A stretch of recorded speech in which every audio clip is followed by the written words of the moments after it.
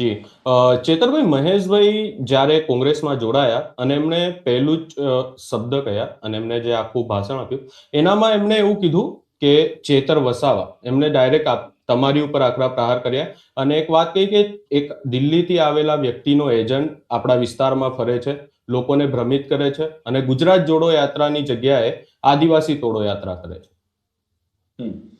મહેશભાઈની આ વાત સાથે હું સહમત નથી. મહેશભાઈ વસાવાએ 2022માં એ પોતે રાષ્ટ્રીય અધ્યક્ષ બીટીપીના હતા. માનનીય અરવિંદ કેજરીવાલજીને એમના પોતાના ઓફિસની આગળ એક મોટું સંમેલન પણ કરાવ્યું હતું અને જે તે વખતે પોતાની ક્ષમતા કરતાં વધારે બેઠકો આમ આદમી પાર્ટી પર એમણે માગણી કરી, જેને કારણે માન્ય કેજરીવાલજીએ ના પાડી અને ગઠબંધન ત્યારે તૂટી ગયું હતું. ત્યારબાદ મહેશભાઈ વસાવા આખી બીટીપી લઈને ભારતીય જનતા પાર્ટીમાં જોડાયા.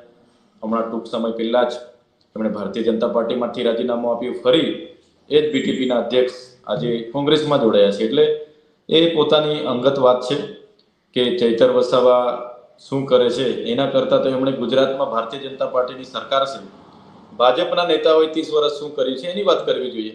ચૈતરભાઈ વસાવા તો હમણાં ચૂંટાયેલા ધારાસભ્ય છે, 3 વર્ષથી ધારાસભ્ય છે.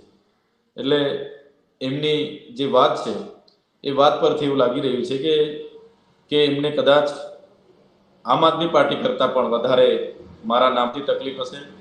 અને જે પ્રકારે ગતરોજ મનસુખભાઈનું સ્ટેટમેન્ટ આવ્યું, એટલે ભાજપના લોકોએ જે સ્ક્રિપ્ટ તૈયાર કરી છે એ સ્ક્રિપ્ટને આધારે જે કોંગ્રેસમાં જોડાયા છે, ભાજપના લોકોના કહેવાથી જ કોંગ્રેસમાં જોડાયા છે. અને કોંગ્રેસમાં એટલા માટે જોડાયા છે કે કોંગ્રેસ આ વિસ્તારમાં નબળી છે, તો ભાજપના લોકો કોંગ્રેસના લોકોને ફંડિંગ કરી અને કોંગ્રેસના તમામ ઉમેદવારો ઉભા રહે અને મત કઈ રીતના ડિવાઈડ થાય એ માટે એમને ભાજપમાંથી જ રાજીનામું અપાવીને ભાજપના લોકોએ જ એમને કોંગ્રેસમાં જોડાવા માટેની પ્રેરણા આપી છે. ગઈકાલે મનસુખભાઈ વસાવાએ એમના વખાણ કર્યા હતા કે ભાઈ મહેશભાઈએ અમારું કહેલું માનીને કોંગ્રેસમાં જોડાયા છે, તો એમની રાજકીય કારકિર્દીના અમે વખાણ કરીએ છીએ. એટલે સ્પષ્ટ દેખાય છે કે ભાજપ કોંગ્રેસમાંથી જેટલા લોકો કામ કરે છે એમની ભાજપના લોકો એમની ગાઈડલાઈન કરી રહ્યા છે.